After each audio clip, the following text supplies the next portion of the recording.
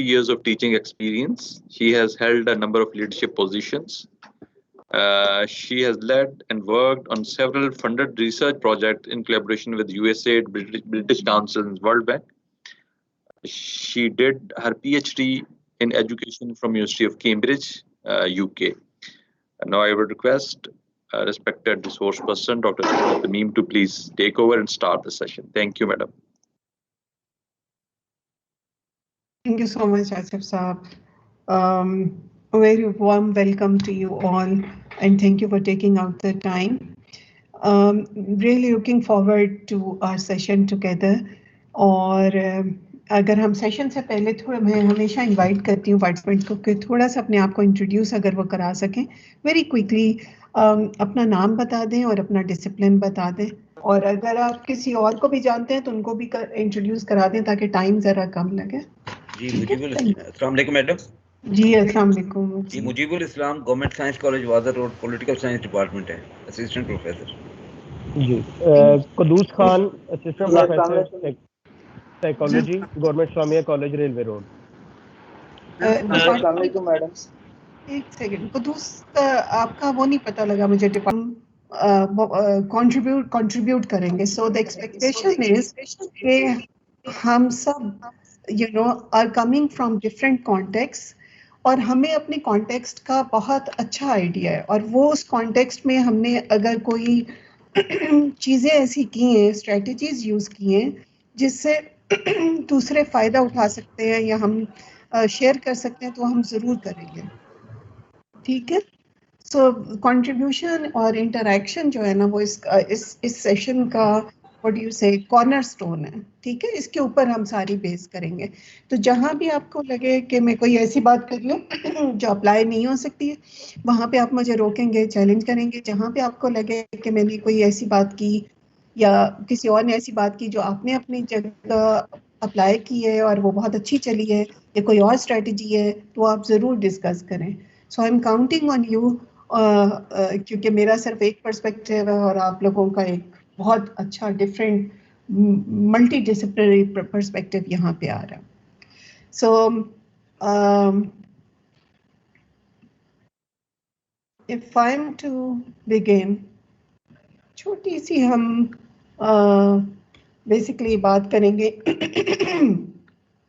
Inclusive education की। हम सबको पता है कि पाकिस्तान इज़ अ सिग्नेटरी, वो जो SDGs हैं, सस्टेनेबल डेवलपमेंट गोल्स हैं, उसके वो 2030 के, और उसके अंदर एक गोल है SDG 4, and that goal is focused on inclusive education.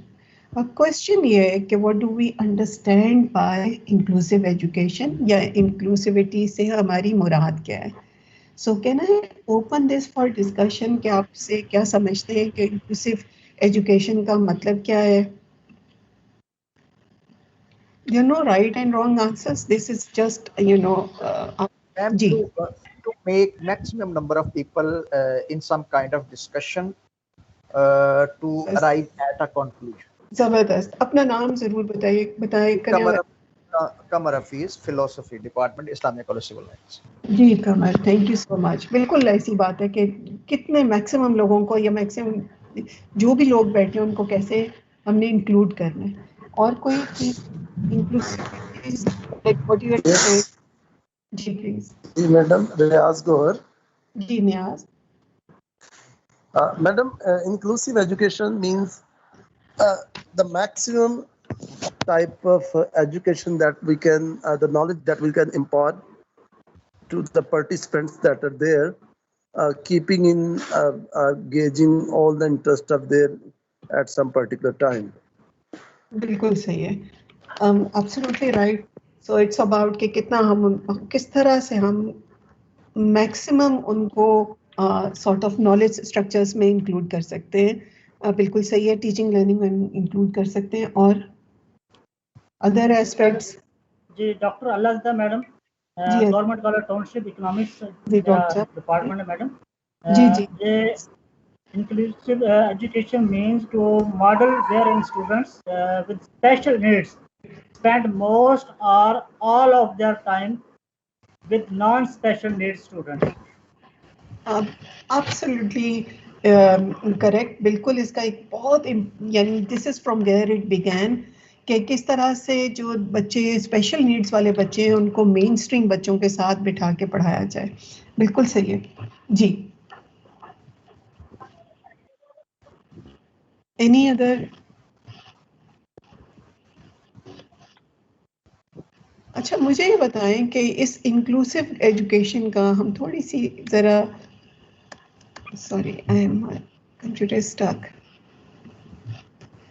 सो अगर मैं एक छोटा सा ताकि उसमें वो देख लें ताकि everybody is on the same page. आपने बिल्कुल यू नो इंटरप्रिटेशंस बिल्कुल सही दी हैं।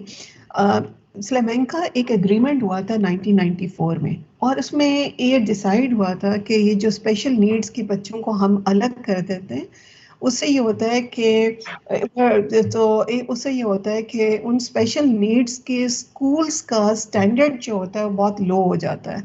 So you somehow segregate the students and after segregating them उनको अलग से बिठाने के बाद आप उनका स्टैंडर्ड इस तरह से रखते हो कि वो उन बच्चों के साथ compete नहीं कर सकते जो बॉडीली बिल्कुल या मैं स्पेशल बच्चों की बात कर रही हूँ, ये जो वो उनसे compete नहीं कर सकते जो बॉडीली फिजिकली बिल्कुल एबल्ड होते हैं या उनको कोई मसला नहीं होता, कोई डिसेबिलिटी नहीं होती।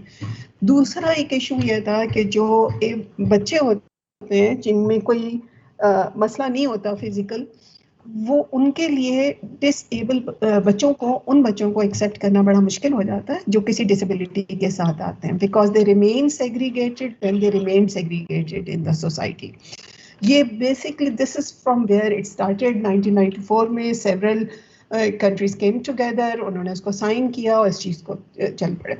लेटर ऑन अब जो हमने SDG साइन किए वो वहाँ हम चले जाते हैं जो निया साहब ने भी बात की। उसमें उन्होंने कहा कि नहीं, सिर्फ जो बच्चे डिसेबिलिटी वाले नहीं हैं सिर्फ उनको ना लें, आप सब बच्चों को लें जो मार्जिनलाइज्ड पॉपुलेशंस हैं। फॉर इंस्टेंस जो रिफ्यूजीज आते हैं वो भी मेन स्ट्रीम स्कूल्स में नहीं आते हैं, उनका भी सेटल होना मुश्किल होता है। इमिग्रेशन जो होती है, लैंग्वेज जो बैरियर्स होते हैं या जेंडर बैरियर्स होते हैं, उन सबको यानी all the marginalised populations, religious minorities हमारे पास जो आती हैं उन सबको एजुकेशन में इंक्लूड करें। जी ओवर टू यू, आप कुछ कहना चाह रहे हैं, प्लीज जरूर कंट्रीब्यूट करें, जरूर कंट्रीब्यूट करें। सो इसका जो बेसिस है, that basis is social justice. और क्वेश्चन ये है कि हम उसको इंक्लूसिव करने के लिए अब इसमें दो चीज़ें हैं जो अभी डॉक्टर डॉक्टर साहब ने बात की थी कि there is a difference between inclusion and integration. So concept ये था कि उनको बच्चों को उसी स्पेस में ले आएं, जैसे उसी स्कूल में पढ़ाएं जिनमें दूसरे बच्चे पढ़ रहे हैं, या फिर क्लास डिफरेंस है वो भी खत्म हो, मतलब उनको इकट्ठे ही है। लेकिन there is a difference between inclusion and integration. उस स्पेस में ऐसे बच्चों को लाने से, हमारे जैसे यूनिवर्सिटीज में बहुत सारे ऐसे बच्चे आते हैं जो आपने देखा होगा जो स्कॉलरशिप्स पे एंटर तो कर लेते हैं लेकिन बाद में बहुत सारी मुश्किलात उनको होती हैं, चाहे वो लैंग्वेज की हो, चाहे वो लोकेलिटी की वजह से हो, चाहे वो जेंडर की वजह से हो, कई वजहों से उनको काफ़ी प्रॉब्लम आती है। तो सिर्फ स्पेस में लाना ही काफ़ी नहीं है। और जैसे कि आपने पहले बात की, नियाज साहब ने भी बात की, और जैसे जिक्र हो रहा था, इट इज़ ऑल्सो अबाउट कि जो एजुकेशन मिले उसके अंदर भी वो इंक्लूड हो, क्लास में भी वो पार्टिसिपेट करें, चुप करके टाइम ना गुजारें, और ऑल दोज थिंग्स, उनको भी उस तालीम का फ़ायदा हो। So right to education, rights within education and rights through education. यानी जब वो पढ़ के निकले तो उन्होंने भी वही चीज़ें सीखी हो जो दूसरे ज़्यादा व्हाट डू यू से मेन स्ट्रीम बच्चों ने सीखी हैं, ताकि वो उनसे सोसाइटी में कम्पीट कर सकें। सो इसके अंदर भी एक क्वेश्चन आता है, एक तरीका, एक छोटी सी ये चीज़ है और मेरे ख्याल में बहुत ज़्यादा मैं इस पर बात नहीं करूँगी, लेकिन जहन में ये रखना चाहिए कि इंक्लूजन का मतलब क्या। इंक्लूजन का मतलब ये है कि हम चाहते हैं कि जो भी मार्जिनलाइज लोग हैं वो हमारे जैसे बन जाएं, एसिमिलेशन हो जाए, यानी इस तरह के हम हैं जैसी हमारी चीजें वो बन जाए, या हम चाहते हैं कि हमारी एजुकेशन ऐसी हो या हम इस तरीके से पढ़ाएं टॉलरेंस पैदा हो, एक different diversity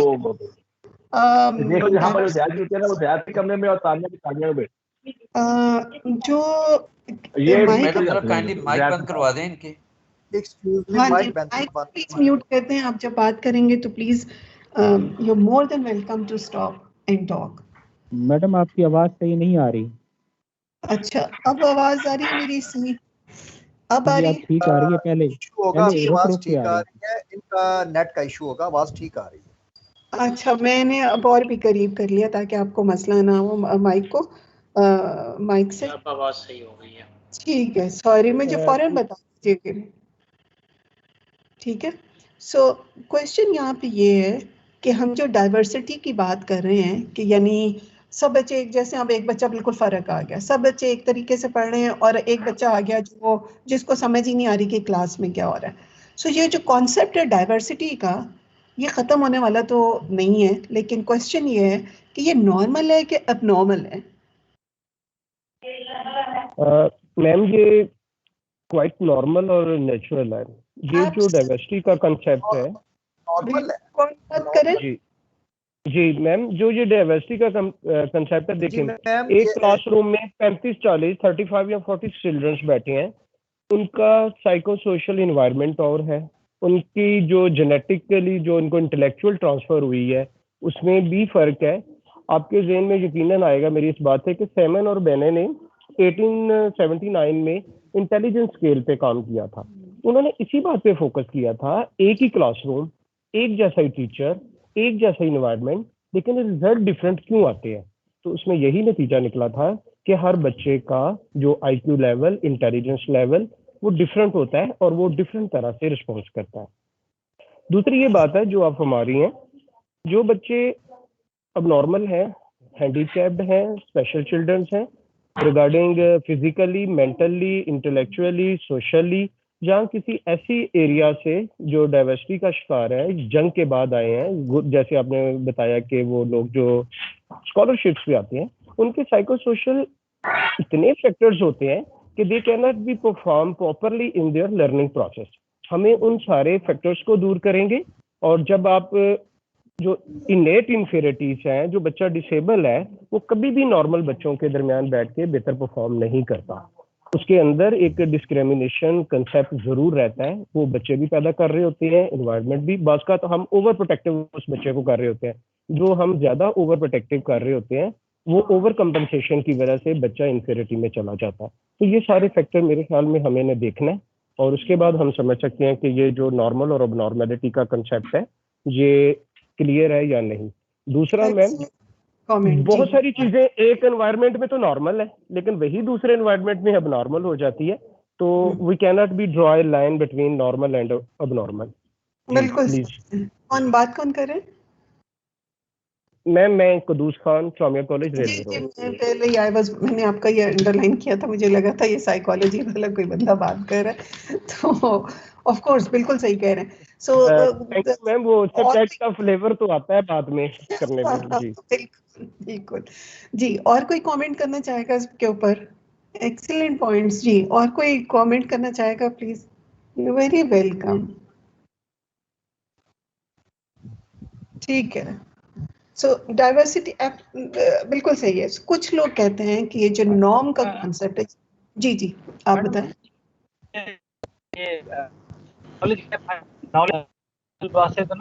government post graduate media study department में जी नॉलेज गैप हाइपोथेसिस, इसी कोई कहेंगे कि यही चीज है जो हाइपोथेसिस थ्योरी जो है वो भी इसी को एड्रेस करती है, जब हम बच्चों को नॉलेज देते हैं।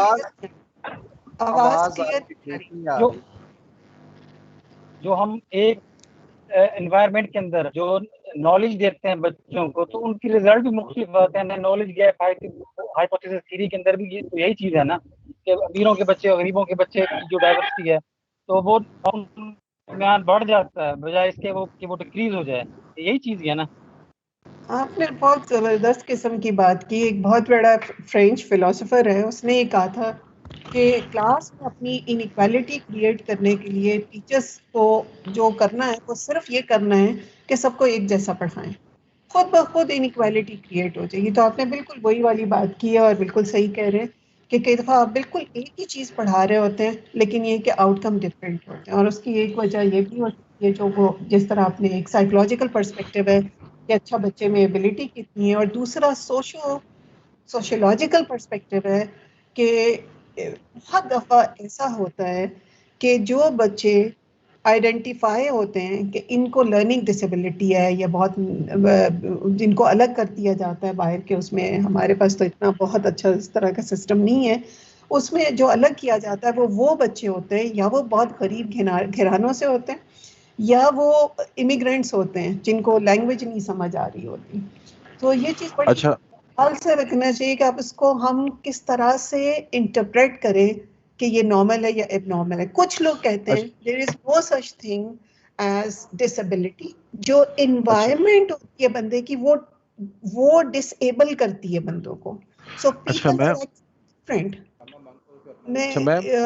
जी गो अहेड प्लीज। आपकी अगर बात मुकम्मल हो गई है तो मैं एक छोटी सी रहनुमाई चाहता हूँ कि मैम मैं सगीर अहमद बात कर रहा हूँ government college science Wahdat road से। ये रहनुमाई दरकार है कि एक तो जो डिसेबिलिटीज होती हैं वो दो किस्म की होती हैं। एक होती है बायोलॉजिकल जो नजर आती हैं से या ना भी नजर आए तो पता चल जाता है कि इस बच्चे को से कोई हार्ट का इशू है या समथिंग लाइक दैट, या मॉर्फोलॉजिकल होती हैं उसमें। एक होती हैं साइकोलॉजिकल डिसेबिलिटीज के, जैसे आर्टिज्म हो गया या इस तरह के स्किज़ोफ्रेनिया होता है वगैरह वगैरह। अच्छा, हम किस तरह से, एक रिफ्यूजी बच्चा है, हम किस तरह से एक कोई थ्रेशोल्ड लेवल है जिससे हम मार्क कर सकें, एक लाइन ड्रॉ कर सकें कि ये वाला बच्चा है ये इसमें ये डिसेबिलिटी पाई जाती है और इसमें नहीं पाई जाती? तो ये आप जो साइकोलॉजी के लोग हैं, आप ज़्यादा बेहतर जानते हैं, हमारी रहनुमाई कर दीजिए। बहुत शुक्रिया। जी सगीर साहब, मैम अगर आप मुनासिब समझे तो हम एक ग्रुप डिस्कशन करें, आप इसके बाद हमें करेक्ट कर दीजिएगा। हाँ जी जी प्लीज।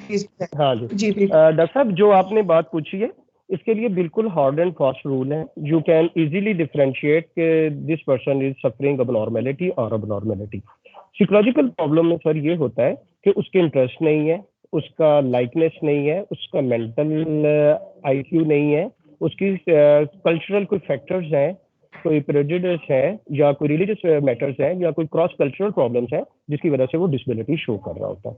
अब आपने दूसरा कहा कि कोई ऐसी हार्ड एंड फास्ट रूल है कि जिसपे हम नॉर्मेलिटी अब नॉर्मेलिटी में कर सकें। जैसे आपने बताया ऑटिज्म के जो बच्चे होते हैं वो तो किसी बात पे रिस्पॉन्स ही नहीं करते, उनका जो मेंटल प्रोसेस होता है वो बाहर से स्टिमुलस तो लेते हैं लेकिन उसका रिस्पॉन्स ही नहीं होता, तो वो उन बच्चों को तो आप बिल्कुल ना शामिल करें।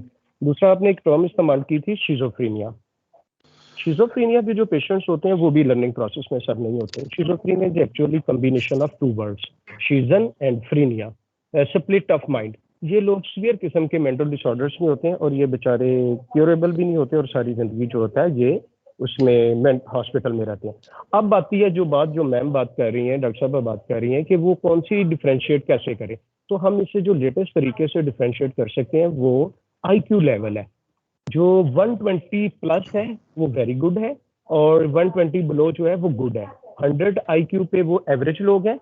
इसी तरह जैसे आप 80 पे आते हैं तो वो स्लो लर्नर है, इससे भी आप नीचे आते हैं तो वो मेंटली रिटार्डेड है, और जो 40 और 30% जिनका 30 स्कोर होता है IQ पे वो बेचारे ऑटिज्म, स्लो लर्नर, बायोलॉजिकल जिसमें डाउन सिंड्रोम्स वगैरह आ जाते हैं। डाउन सिंड्रोम आपको यकीनन सब दोस्तों को पता होगा, ये जेनेटिकली ट्रांसफर होता है, 43 क्रोमोसोम में डिसऑर्डर आता है और ये लोग बस इतने होते हैं कि वो अपना काम कर सकते हैं। तो इस तरह हम इनको डिफरेंशिएट कर सकते हैं। जी मैम प्लीज। Thank you. मैं थोड़ा सा यहाँ पे ये सिर्फ कहना चाहूंगी कि एक बहुत बड़ा इशू ये है कि when the students come in your class we do not do any kind of IQ test. That is ये मसला है, ये सबसे बड़ा मसला है। इक्विप्ड मतलब अब जो हमें टीचर भी इक्विप्ड नहीं होते कि कैसे आइडेंटिफाई करें। फॉर इंस्टेंस डिसलेक्सिया है, ठीक है, जिसमें आपको स्पेलिंग का वो होता है, उसमें आप बच्चे को कहे जी पढ़ नहीं सकता या नालायक है या स्कूल से पता नहीं किस तरह से मुसीबत से निकला है। सो उसको रिकग्नाइज करने का कोई ना कोई तरीका आपकी टीचर ट्रेनिंग में जरूर होना चाहिए। हैविंग सेड दैट, वही वाली बात, क्योंकि ये पूरा एक स्पेक्ट्रम है जिसके ऊपर डिसेबिलिटी लाई कर सकती है, और स्पेशली ये जो लर्निंग डिसेबिलिटीज होती हैं उनको आइडेंटिफाई करना बहुत मुश्किल होता है। सो ये एक मेजर प्रॉब्लम है। और कई दफ़ा चीज़ें बहुत ही सिंपल होती हैं, मतलब ये कि जैसे डेफनेस है और आइडेंटिफाई नहीं हुई है कि उसको है। अच्छा, अब मैं पूछना चाहूँगी, would you are there any issues that you would like to be discussed in relation to classroom management or inclusive education से related? कोई आप कोई issues हैं, कोई questions हैं जो हम इस session में discuss करें? जो भी हम डिस्कशन करेंगे स्पेशली डिसेबिलिटी की और जेंडर की, आप याद रखें, आप you are very educated, everyone is very educated, and यही तो इसका ग्रुप का मजा है। लेकिन ये देखिएगा कि हमेशा हर चीज पे there is a lot of critic. So आपके पास हमेशा लोग होंगे जो राइट इस साइड पे कैंप पे होंगे और कुछ लोग होंगे जो दूसरी साइड पे होंगे। So you welcome to sort of challenge and say something. जी, कौन से इश्यूज हम यहाँ पे डिस्कस करें? जी जी मैम, हमने जो देखा है कि वो क्लासरूम एंजाइटी और डिप्रेशन जो है ये बच्चों की लर्निंग पे बहुत ज़्यादा असरअंदाज होता है। हमारे स्टूडेंट नॉर्मली सेमेस्टर सिस्टम में ना होने की वजह से वो पूरा साल 2-4-6 महीने रिलैक्स रहते हैं, उसके बाद वो उनकी एंजाइटी लेवल इतना ज़्यादा बढ़ जाता है कि कोर्स कवर भी नहीं होता, और एग्जाम की एंजाइटी की वजह से वो सब कुछ जो उन्होंने लर्न किया होता है उनकी मेमोरी में वो इंटरफेरेंस होकर वो फॉरगेटिंग में चले जाते हैं। और ये जो मसला होता है ये अक्सर जो स्टूडेंट्स हैं यूनिवर्सिटी और कॉलेजेस में वो उसकी फेल होने की बुनियादी वजह होती है। तो हम इसको भी डिस्कस कर सकते हैं कि इनकी एंजाइटी लेवल्स को, डिप्रेशन को कैसे कम किया जाए। अस्सलाम वालेकुम मैडम। अस्सलाम वालेकुम मैडम, मुजीबुल इस्लाम बोल रहा हूँ, साइंस कॉलेज से, पॉलिटिकल साइंस डिपार्टमेंट है। ये जो हमारा ड्यूअल सिस्टम ऑफ एजुकेशन है ये भी एक डाइवर्सिटी की वजह बनता है, क्योंकि जब उर्दू मीडियम और इंग्लिश मीडियम के बच्चे यूनिवर्सिटीज़ में इकट्ठे आते हैं तो जो उनका जो मीडियम ऑफ एजुकेशन होता है वो इंग्लिश होता है, तो very difficult for Urdu medium students के वो उसमें पार्टिसिपेट नहीं करते, लिहाजा वो एक अलहदा डाइवर्सिटी में चले जाते हैं, जिसकी वजह से हम अपना, हालांकि उनका इंटेलिजेंस लेवल भी होता है, लेकिन सिर्फ इस वजह से कि हमारा सिस्टम ऑफ एजुकेशन जो है वो डुअल सिस्टम है, इस वजह से वो प्रॉब्लम में आ जाते हैं हायर एजुकेशन में। बिल्कुल सही कह रहे हैं, it's a very very important issue और इतना मुश्किल नहीं है इसको एड्रेस करना जितना मसला पड़ा हुआ है। जी अस्सलाम वालेकुम मैडम। जी वालेकुम सलाम, please. Madam Mahad Baig from Sheikhupura commerce department. जी महद। तो मैडम क्लासरूम मैनेजमेंट के हवाले से ये भी बात है कि जिस तरह बच्चे अलग-अलग सेपरेट उनकी क्लास चल रही होती है और जब वो को एजुकेशन में आते हैं तो वहाँ भी काफ़ी सारे उनको मसाइल का सामना करना पड़ जाता है और कई बच्चे मिसफिट हो जाते हैं, कंफ्यूज रहते हैं, परेशान रहते हैं। बिल्कुल सही कह रहे हैं, बिल्कुल बिल्कुल, I mean it's a very important point. ठीक है, एडजस्टमेंट्स। जी आगे और कोई चीज? जी अस्सलाम वालेकुम मैम। जी जी वालेकुम सलाम। जी कमर हफीज, फिलोसफी डिपार्टमेंट। अच्छा मैम मैं इसमें थोड़ा सा आई एम कमर आवाज नहीं आ रही है। जी जी मैम अब आ रही है? आ रही है अब? जी जी अब बिल्कुल ठीक है। जी मैम, तो मैम मैं जो है ना, मेरी लेफ्ट लेग जो है ना, that is I am suffering from polio deformity. तो लेकिन मैंने जो चीज़ एक अपनी लाइफ में देखी है कि आप जो दूसरे लोग हों या आप हों, कोई भी हो जिसमें किसी किस्म का प्रॉब्लम है, हैंडीकैप का, डिसेबिलिटी का, स्पेशल पर्सन है, उसको हम उसकी वो फीलिंग जो है ना डिसेबिलिटी की, उसको मिनिमाइज करने की कोशिश करें, चाहे वो क्लासरूम हो, चाहे क्लासरूम से बाहर सोशल सेटअप के अंदर। तो मैंने इस तरह मैं I have been scholarship holder throughout my career, लेकिन मैंने इसकी वजह ये थी कि मुझे मेरी फैमिली में ने कभी इस तरह की फीलिंग नहीं आने दी। फीलिंग जो है ना, जिस तरह होता है सेंस ऑफ डेप्रिवेशन जो होता है, उसको एहसास से कमतरी या एहसास से महरूमी, ये दो जो लफ्ज हैं ये बड़े इंपॉर्टेंट हैं। इसको अगर हम मिनिमाइज कर सकें अपनी सोसाइटी में, कि उसको साइकोलॉजिकली थोड़ा सा स्ट्रॉन्ग करने की कोशिश करें, फिजिकली स्ट्रॉन्ग करने को, कि वो इन चीज़ों को फील ना करे। मैंने कभी मिनिमम लेवल पे फील किया इसको, मुझे कभी फील नहीं, और यही वजह है कि मुझे फैमिली की सपोर्ट एब्सोल्युटली हायर लेवल था उसका, कि मैं ये थ्रू गवर्नमेंट कॉलेज GCU में मैं थ्रू आउट पढ़ता रहा हूँ, लाहौर, GCU लाहौर में। तो मेरी नज़र में किसी भी चीज़ का सेंस करवाना उसको, मेक हिम सेंस दिस, कि भाई आप ये हैं, आप ये हैं, आप में ये, आप ये, इसको कम से कम करने की कोशिश, कम से कम अगर कोशिश करें हम करने की, तो मेरा ख्याल है हमारा माशरा वो उस शख्स को, that person might be brought into the main stream, हम उसको लास्ट। बिल्कुल सही है, great point, great point, definitely. जो हम बात कर रहे हैं सेंस ऑफ सेल्फ एफिकेसी, उसको किस तरह से बढ़ाई जाए, बिल्कुल ठीक कह रहे हैं। Thank you.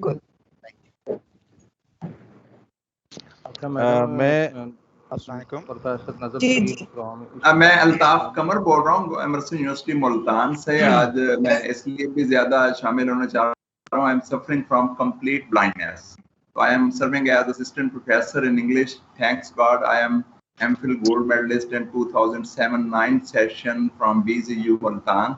So throughout my career जो है, तो इरशाद मलिक साहब, my colleagues and other my colleagues are also there. So throughout my career जो है, मैं after when I was just matriculate, I suffered from this problem. So I am suffering from complete blindness. There is no perception of light. तो जब university का admission हुआ था, I was roll number 1 on merit BZU 93-95 session में, और फिर I have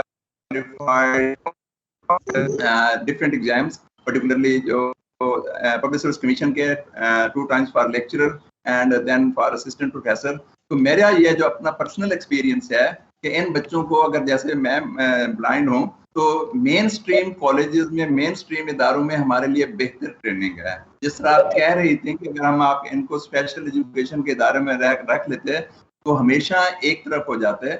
मेरे colleagues जो मुझे जानते हैं, देख रहे हैं, मैं हर तरह की एक्टिविटीज में पार्टिसिपेट करता हूं, और थैंक्स गॉड के उसमें कामयाब भी हूं। तो मैं PhD स्कॉलर भी हूं BZU मुल्तान में। तो मैं थोड़ा सा अपना पर्सनल ये जो एक्सपीरियंस है ये शेयर करना चाहता था। Thank you ma'am. ग्रेट, बहुत जबरदस्त, बहुत जबरदस्त। Umar, department of English, Emerson university Multan. जी प्लीज, आप कुछ कहना चाह रहे थे, प्लीज। अल्ताफ साहब मैम पार्टिसिपेंट काइंडली 1 बाय 1 बोले, इस तरह किसी की समझ नहीं आ रही। मैं अपने मैम अल्ताफ कमर बोल रहा हूँ, मैं अपना पॉइंट ऑफ व्यू दे चुका हूँ। बाकी मैं ठीक है, क्योंकि मुझे माइक ऑन ऑफ करने में भी थोड़ा सा प्रॉब्लम हो रहा है, तो मैं अपना पॉइंट ऑफ व्यू कंप्लीट कर चुका हूँ। ठीक है, सॉरी, जो ब्लाइंडनेस की बात कर रहे थे वो अल्ताफ साहब थे, आप बात कर रहे थे? अल्ताफ कमर। जी अल्ताफ कमर साहब, thank you so much. Nazar Farid from Islamia college commerce department. मैं ये ऐड करना चाह रहा हूँ कि डाइवर्सिटी जो है वो due to lack of appropriate basic knowledge which is required for that level. मसलन बच्चा जो है वो अगर ग्रेजुएशन पे है तो उनके अंदर डाइवर्सिटी इस वजह से भी आ जाती है कि उस ग्रेजुएशन में जो बच्चे मौजूद हैं उनके अंदर बेसिक लेवल का जो नॉलेज उस वक्त होना चाहिए वो उनमें डिफर कर रहा होता है। मसलन एक बच्चा जो है उसकी मैथ की, इंग्लिश की या किसी और सब्जेक्ट की जो कॉम्पिटेंसी है वो मैट्रिक लेवल की भी नहीं होती, जबकि दूसरा बच्चा जो होता है वो बड़ा शार्प होता है। यानी जो उस लेवल के लिए रिक्वायर्ड नॉलेज होता है उनके अंदर भी डिफरेंस आ रहा होता है। तो ये चीज़ भी जो है वो डाइवर्सिटी की वजह बनती है। Right, absolutely right. ये भी दूसरी चीज़ जो मैं ऐड करना चाहूँगा वो ये है कि जो जो सेंसेस हैं, ह्यूमन बीइंग सेंसेस जो हैं, उनका प्रॉपर यूज ना होना। एक बच्चा जो है वो मोर सेंसेस यूज कर रहा है, दूसरा बच्चा जो है वो लेस सेंसेस यूज कर रहा है, तो उसकी वजह से भी डाइवर्सिटी जो है वो उसमें आ जाती है। बिल्कुल आ जाती है। मेरा जी, मैं एहसान शेख जी। This is the last point and then we'll move on. जी एहसान शेख बोल रहा हूँ जी, शोभा अलूम इस्लामिया से। जी एहसान मारे टाउन कॉलेज जी। जी मेरा ये ख्याल है कि डाइवर्सिटी जो है ये कुदरत के निज़ाम का हिस्सा है। बिल्कुल इसी से ही कायनात में रंग है और इसी से ही जो है वो जिंदगी आगे चलती है। आप देखिए, हो सकता है एक बच्चा जो है वो बड़ा गबी सा है, वो मतलब नहीं, उसके मतलब एक सब्जेक्ट में या एक डिसिप्लिन में वो ठीक नहीं है, लेकिन वो किसी और काम में बड़ा तेज है, वो बड़ा इंटेलिजेंट है। मसलन वो फर्क कर रहे हैं, वो पढ़ाई में वो एक सब्जेक्ट में मैथमेटिक्स में अच्छा नहीं है, इस्लाम में वो कमाल है, इस्लाम में अच्छा नहीं है तो हो सकता है वो मैथ में अच्छा हो। अच्छा चलो फर्क करेगा ये ना भी हो तो वो एक बड़ा अच्छा जो है वो एक फनकार बड़ा अच्छा है। अगर फर्क करें वो सिंगर बड़ा अच्छा नहीं है तो हो सकता है वो रंगसाज बड़ा अच्छा हो। अगर वो रंगसाज अच्छा नहीं है तो हो सकता है वो मोटर का काम बड़ा अच्छा मैकेनिक हो। वो अच्छा मैकेनिक है। ये कुदरत ने आपको ये जितने सोसाइटी में रंग नजर आते हैं ये इसी डाइवर्सिटी की वजह से है। वो इसी वजह से कि अल्लाह ताला ने जो मुस्लिम लोगों को मुस्लिम सलाहियतें दी हैं, कुछ बच्चे गबी हैं, कुछ अच्छे हैं, कुछ उससे अच्छे हैं। ये कायनात में सारे रंग और सारे शोबे इसी डाइवर्सिटी की वजह से चल रहे हैं। बिल्कुल सही है सांसद, ये diversity beautifully put, very well said. और ये वही वाली बात आ जाती है कि नॉर्मल की बात कम है, को सिर्फ ये है कि लोग मुख्तलिफ होते हैं और डिसेबल उनको कई दफा जो चीजें जिस तरह से चीजें चल रही हैं वो उनको ज्यादा डिसेबिलिटी कंस्ट्रक्ट कर भी उसमें मुझे ये बताइए यहाँ पे हेल्थ प्रॉब्लम की वजह से हो, कुदरत की किसी वजह से हो, वो उसका अपना कोई हेरिडिटरी प्रॉब्लम हो, जो कुछ भी है व्हाटसोएवर। लेकिन जैसे वो आपने फिल्म जो है सितारे वो जमीन पर जो है अगर किसी फर्क करे, अगर वो हेल्थ प्रॉब्लम से है या फिजिकली कोई डिसऑर्डर है, उसके बावजूद भी कुछ ना कुछ किसी ना किसी सूरत में डाइवर्सिटी की वजह से वो किसी फील्ड में वो जरूर कामयाब है। अच्छा यहाँ पे कोई ख्वातीन बिल्कुल भी पार्टिसिपेट नहीं कर रही। मुझे यहाँ डॉक्टर आई डोंट नो अच्छा मैडम, इसमें सारे के सारे लोग असिस्टेंट प्रोफेसर हैं और मेल हैं और 150 के करीब हैं। यस 150 के करीब हैं और उनकी ये ट्रेनिंग हो रही है। अच्छा मैम, अभी जो सर बात कर रहे थे मैम, अभी जो सर बात कर रहे थे उन्हीं की बात को ऐड करते हुए मुझे उनकी ये डाइवर्सिटी के हवाले से बात करना बड़ा अच्छा लगा कि देखिए उन्होंने फरमाया कि बहुत सारे ऐसे लोग होते हैं जिनको हम डिसेबल समझते हैं, लेकिन उन्होंने वंडर्स किए। लाइक जैसे जॉन मिल्टन है जैसे, या रुदकी है। जॉन मिल्टन जो है वो एक बहुत बड़ा शायर और उस लेवल का उसका हम असर कोई नहीं है, लेकिन वो डिसेबल था तो उसकी वो डिसेबिलिटी उसके सामने नहीं आ सकी, सामने खड़ी नहीं हो सकी उसकी कामयाबी में या उसको मनवाने में, उसका रोल मनवाने में। तो सर की बात को ही मैं ऐड कर रहा था कि इस तरह की बहुत सारी एग्जांपल्स हैं जो जिनके सामने ये इस तरह की चीजें जो है वो सामने नहीं आ सकी, खड़ी नहीं हो सकी हैं और उन्हें कामयाबियां हासिल की। बहुत शुक्रिया। क्वेश्चन सिर्फ ये है, बिल्कुल बहुत आपने सही किया कि हम क्या ऐसा करें जिसकी वजह से more and more people who might have some sort of disability, जैसे स्टीफन हॉकिंस की बात है, इतने बड़े फिजिक्स थे वो भी, बिल्कुल बीथोवन की बात है जो we couldn't hear and he was still यानी उनकी वो बना रहे थे, compositions कर रहे थे। क्या चीज हम करें जिसके अंदर we are able to produce, sort of like enable people to reach their potential। जैसे अल्ताफ ने अभी बात की, एक और बात हुई यहाँ पे उनका जिक्र हुआ कि उनको टांग का थोड़ा सा इशू था। सो मुझे बताएं कि आपके पास कोई स्ट्रेटजीज हैं, कुछ इश्यूज यहाँ पे सामने लिखे हुए हैं कि ये जी ड्यूअल एजुकेशन का इशू है, क्लासरूम एंजाइटी और डिप्रेशन की बात करनी चाहिए. What are the strategies that you would use अपनी क्लास में, जिससे जो है आपके ख्याल में आपकी क्लासरूम जो है वो ज़्यादा इंक्लूसिव बन जाती है, या आपने मतलब ये ट्राई कर सकते हैं, या आप हाइपोथेटिकली, या आपने किया है ट्राई? स्टूडेंट्स और टीचर का मैडम जो रिलेशनशिप है, इस तरीके से जो हम जो उसको सेट कर सकते हैं, स्टूडेंट्स और टीचर का रिलेशनशिप जो है. मैम सबसे ज्यादा जो इम्पोर्टेंट बात है क्लासरूम मैनेजमेंट के लिए, हमें हर स्टूडेंट को उसके इंटरेस्ट, उसके एप्टीट्यूड, उसके आईक्यू लेवल के मुताबिक सब्जेक्ट एलोकेट करने चाहिए. जैसे अभी एक दोस्त फरमा रहे थे कि एक शख्स एक शोबे में तो वो कॉम्पिटेंट नहीं होता, लेकिन दूसरे में बहुत होता है.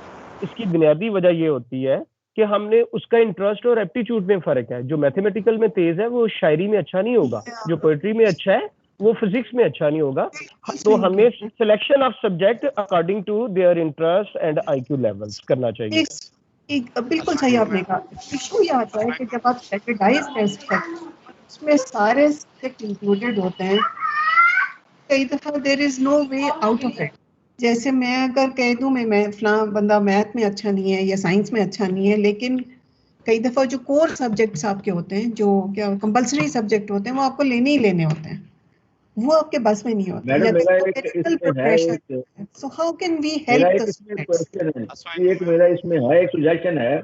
एहसान शेख बात कर रहा हूँ जी. एहसान बताइए क्या करें. इसका मैं समझता हूँ क्लास में इतनी डाइवर्सिटी है और उसमें इतने मतलब हमने इंक्लूसिव जो है उनको सबको करना है, तो एक ही तरीका है उसका कि हम सिंपलेस्ट वे जो है अपनी टीचिंग को जो है हम उस हद तक उसको सिंपल करें कि वो जो बिल्कुल गबी सा बच्चा या जो बच्चा जिसको हम समझते हैं कि ये बहुत ही मतलब है, ये इसको ज़्यादा वो नहीं है, इसको समझ आ रही, हम उसके लेवल पर जाकर जो बड़ा इंटेलेक्चुअल है उसको तो खैर समझ आ जाएगी, लेकिन जो बिल्कुल जो लो लेवल पे है उसको हम अपने सिंपल लेवल पर जाकर अगर उसको अपना लेक्चर दें या जो भी हम अपनी एक्टिविटी करें क्लासरूम जो है, तो हमारे बहुत सारा जो सिलसिला होता है हम जब जाते हैं तो हम इसको नजरअंदाज कर देते हैं, शायद अपने नॉलेज के जोर पर या अपनी जो है वो टोटली एग्री. यहाँ पे दो किस्म के आपको इश्यू आएंगे. एक इशू ये आएगा कि बात आपकी बिल्कुल सही है, आई एग्री विद यू, लेकिन ये ख्याल रखें कि ये दो यहाँ पे इशू आएंगे. एक तो करिकुलम स्लो डाउन हो जाता है ना. जब स्लो डाउन होता है तो हमने वो जो सिलेबस कवर करना होता है उसकी सर पे इतनी दैट्स व्हाई द टीचर्स जो है वो जल्दी जल्दी चीज़ें आगे चलते हैं. लेकिन यू आर एब्सोल्युटली राइट कि लर्निंग हो नहीं सकती जब तक इनको पिछला ना आता हो. Having said that, there is also an argument कि कई दफ़ा क्लास में कुछ गिफ्टेड बच्चे होते हैं जिनको हम फोर्स करते हैं कि यहाँ पे क्योंकि बाकी बच्चे अच्छा नहीं कर रहे तो तुम भी स्लो ही पढ़ो. इस पर भी आर्ग्यूमेंट है. तो कह रहे हैं उनको हम किस चीज़ की सजा देते हैं जो तेज भी पढ़ सकते हैं और जल्दी ग्रास्प कर सकते हैं. So keep thinking.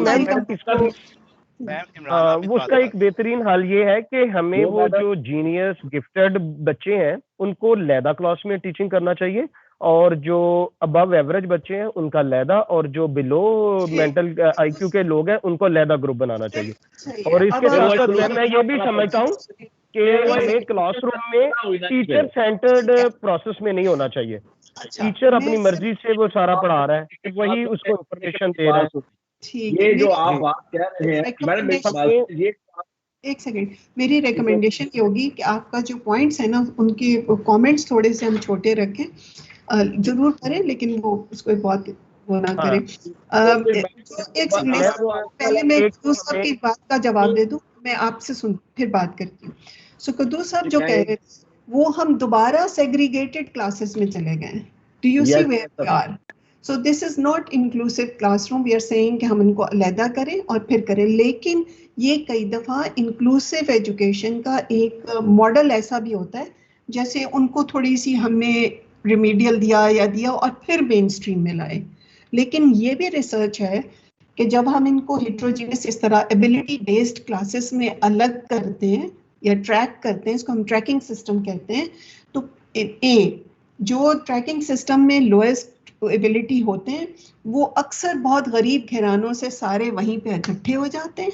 बी, उनके टीचर्स जो बिल्कुल टीचर्स अच्छे नहीं होते, या तो टीचर्स आते ही नहीं उनकी क्लासेस में, या बहुत ही ऐसे टीचर्स जो लो परफॉर्मिंग होते हैं उनको वो टीचर्स देते हैं, क्योंकि यूनिवर्सिटीज़ में और कॉलेजेस में लोगों को रिजल्ट चाहिए होता है। और तीसरी बात ये कि ट्रांजिशन जो होती है एक लो एबिलिटी क्लास के बच्चे की हाई एबिलिटी, उसमें अक्सर it's hardly there. So there is a lot of research for and against, लेकिन ये चीज ध्यान में रखें कि हम फिर वही वापस वहां जा रहे हैं। Ehsan, quick comment please, then we need to move on to other points. जी एहसान साहब, कोई और बात करना चाहेगा please? Strategies, suggestions, we can have 2 more. Hello. जी मैम, अगर इसमें एक ऐड करना है तो फिर एंटी सोशल बिहेवियर होते हैं बहुत सारे बच्चों के, कि वो क्रिमिनल्स हैं, बैड हैबिट्स है, फॉटी लर्निंग है, मेल एडजस्टमेंट है, एग्रेसिवनेस है, इमोशनल है, या बहुत ज़्यादा सुस्त हैं। हमें उन बच्चों को भी फोकस करके उनके जो प्रॉब्लम्स हैं उनकी केस हिस्ट्री लेके उनका डिटेल में स्टडी करने के बाद आप उनका मसला हल कर सकते हैं, और वो भी लर्निंग स्ट्रीम में हमारे साथ भी चलने के लिए शुरू हो जाते हैं। क्योंकि मेरा एक पर्सनल एक्सपीरियंस मैं शेयर करना चाहता हूँ। मैडम मैंने ये चैट में लिखे हैं, जी मैडम, ये रिलेशनशिप जो है वो स्टूडेंट के साथ ऐसा हो कि वो आपके साथ जो है वो इंडल्ज रहे, पॉजिटिव लर्निंग आपको दे, एनवायरनमेंट इस तरह के से हो, उनके जो एक्सपेक्टेशंस के मुताबिक जो है वो लेसन प्लान हम करें और फोकस स्ट्रेंथ पे करें, बिहेवियर हमारे पॉजिटिव रहे। तो ये 6-7 मैंने लिखे हैं जो है ना वो स्ट्रेटजीज प्लान है, जो कि हम सजेशन जो है वो स्ट्रेटजीज जो हम क्लास में अपना सकते हैं डिसेबल स्टूडेंट्स के। अस्सलाम वालेकुम मैम, मेरा असगर बात कर रहा हूँ गवर्नमेंट कॉलेज उकाड़ा से। जी ये मैं बात करना चाह रहा हूँ मैम, ये मेरा ये सारी डिस्कशन में से ये मेन चीज ये है कि उसके लिए क्लास की जो स्ट्रेंथ है वो कितनी होनी चाहिए? क्लास की स्ट्रेंथ कितनी होनी चाहिए? क्लास की स्ट्रेंथ एक्चुअली एक ऐसी चीज है जो हमारे बस में नहीं है, ठीक है। तो अगर हम आइडियल कहें तो हम कहें जी 20 होनी चाहिए, 25 होनी चाहिए, या फिर 12 होनी चाहिए। लेकिन होता यह है कि हमारे पास बच्चे होते हैं 50, कई दफा होते हैं 100, लेकिन जिन्होंने they are strategies to go about it, कि उसको किस तरह से हम डील करें और किस तरह से डिवाइड करें और कैसे बात करें, ठीक है। तो वो आइडियल का फायदा कोई नहीं है, क्योंकि वो हमारे बस की बात ही नहीं है। क्वेश्चन ये है कि अगर लार्ज क्लासरूम में इतना बच्चा है 50-100, उसके बारे में हम क्या करेंगे? सो इट्स मैडम मैं एक अपना एक्सपीरियंस शेयर करना चाहता हूं। आप अपना पॉइंट पूरा बोल दें, मुझे लगता है मैंने आपको इंटरप्ट कर दिया, सॉरी। आप कुछ बता रहे, क्लास में बात करें जी। मैं कह रहा था मैम कि हमारी क्लासेस में बाज़ क्लासेस ऐसी हैं जिसमें 250 बच्चे सेक्शन में रखने पड़ते हैं क्योंकि टीचर्स की कमी है, तो इसको कैसे ओवरकम करेंगे? बिल्कुल सही कह रहे हैं। अभी हम बात कर लेते हैं, ये मैंने पॉइंट नहीं था, हम बात कर लेते हैं। यहाँ पे किसी के पास इस बात का जवाब है तो यहाँ पे जरूर बताएं कि स्ट्रेटेजीज क्या हो सकती हैं कि अगर क्लास 250 की है तो उसको कैसे डील किया जाए। मैम उसका सिंपल यही तरीका है कि हमें मुख्तलिफ सेक्शन बना लेने चाहिए उसके, और ये ज्यादा जो सुटेबल स्ट्रेंथ है वो 50 to 60 स्टूडेंट है, दे कैन इजीली मैनेज, और टीचर भी उनको हैंडल कर सकता है, उनको अंडरस्टैंड कर सकता है, उनको कन्वे कर सकता है। तो सेक्शन हमें सेक्शन बना लेने चाहिए। सेक्शंस 50-50 उस वक्त बनेगा अगर टीचर मौजूद होगा। टीचर्स की अवेलेबिलिटी नहीं है, सिंगल टीचर है और वो कंप्यूटर पढ़ाना चाह रहा है और उसमें 250 बच्चे हैं, तो वो कैसे मैनेज करेगा? तो उस टीचर वो टीचर सारा दिन कॉलेज में तो रह नहीं सकता।